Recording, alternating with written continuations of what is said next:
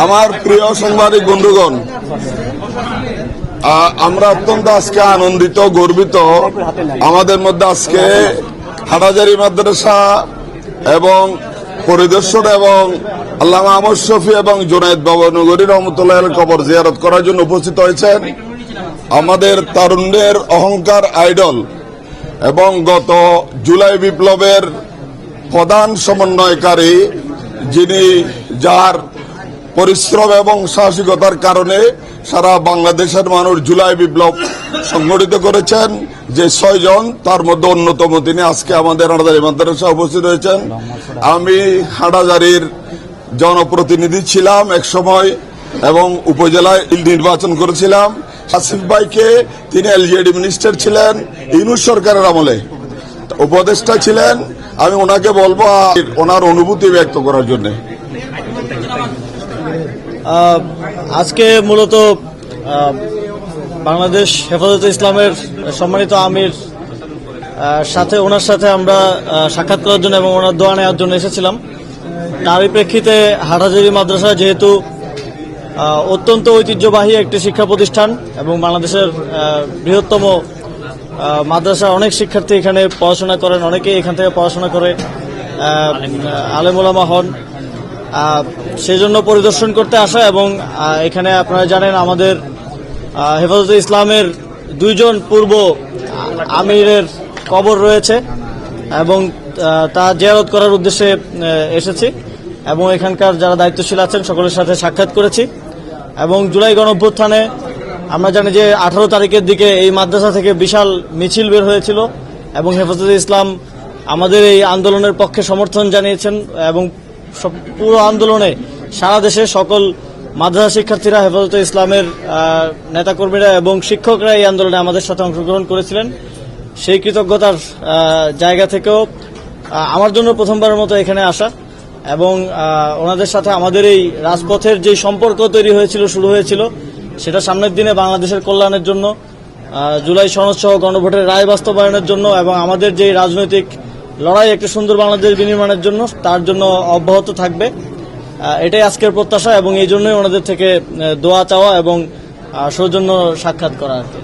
আমি একটা প্রশ্ন করি। আমার প্রশ্ন হচ্ছে, কিছুদিন আগে আমাদের পক্ষ থেকে একজন এমপি পিরজাদা হানজালা, তো উনি সংসদে একটা বক্তব্য তুলেছেন, কাদিয়ানীদের খতনবোধ, কাদিয়ানীদের অমুসলিম ঘোষণা দাবিতে যে একটা বক্তব্য দিয়েছেন, সেই বক্তব্যের প্রেক্ষিতে আপনাদের এনসিপির পক্ষ থেকে কতটুকু সমর্থন আছে? আমি কিন্তু সেই বক্তব্য অধিবেশন দেখার সময় আমাদের হাসানাত আব্দুল্লাহ ভাই, উনি আমাদের এমপি মহোদয়, ওনার পাশের সিট উনার, তো সেই জায়গা থেকে এনসিপির পক্ষ থেকে হাসানাত আব্দুল্লাহ ভাইয়ের থেকে কোনো সমর্থন পাইনি। তো সেই জায়গা থেকে আপনাদের পক্ষ থেকে আমি শুনতে চাই যে আপনাদের কতটুকু সমর্থন আছে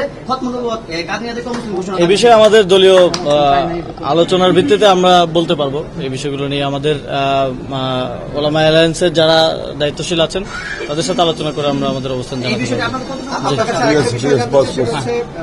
আপনি সিটি কর্পোরেশন নির্বাচনের দিকে আগাচ্ছেন এবং সেই জায়গা থেকে মানুষের জনপ্রিয়তা কতটুকু পাচ্ছেন এবং সেই মাঠ গোছানোর একটা বিষয় বা দোয়া নেওয়ার কোনো বিষয় কি আছে কিনা আজকে?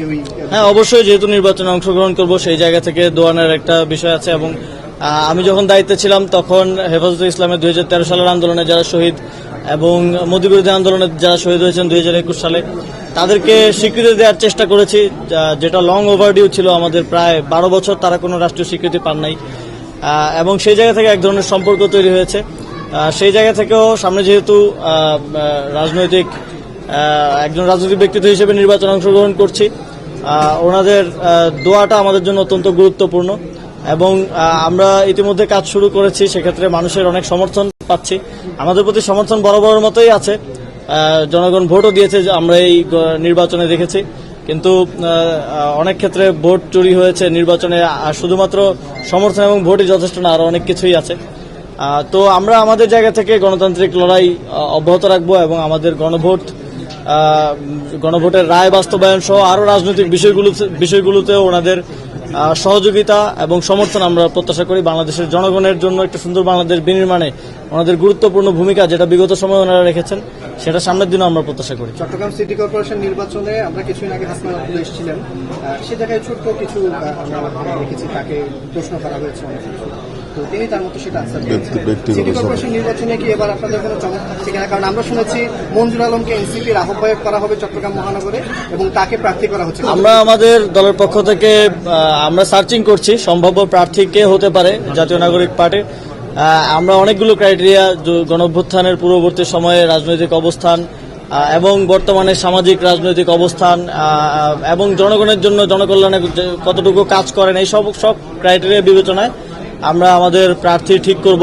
তো অনেকের সাথে আলোচনা হচ্ছে, দেখা যাক শেষ পর্যন্ত আমরা কাকে চূড়ান্ত প্রার্থী হিসেবে ঘোষণা করতে পারি। হাদি হত্যার বিচার এখনো থেমে আছে বা সেটা একজন হাদি তো বারে বারে আসে না। আমি বলেছিলাম যে হাদি হত্যার বিচারটাই হওয়া উচিত এই সরকারের প্রথম কর্তব্য এবং ভারতে তিনি গ্রেফতার অবস্থায় আছেন, এখনো কিন্তু এই হত্যাকারীদেরকে ফেরত দেওয়া হয়নি। আমরা মনে করি যে এই সরকারের এখন পর্যন্ত এটা একটা কূটনৈতিক ব্যর্থতা এবং সরকারকে অবশ্যই এই বিষয়ে কঠোর অবস্থান নিয়ে ডিপ্লোম্যাটিক আলাপ আলোচনার মাধ্যমে হাদি হত্যার হত্যাকারীদেরকে বাংলাদেশে ফিরিয়ে এনে এবং ভারত থেকে ফিরিয়ে এনে যথাযোগ্য শাস্তি নিশ্চিত করা উচিত এবং এই ধরনের ঘটনার পিছনে কারা জড়িত যথাযথ তদন্তের মাধ্যমে সেগুলো বের করা উচিত। আপনাদের সবাইকে ধন্যবাদ। আজকে আসিফ ভাই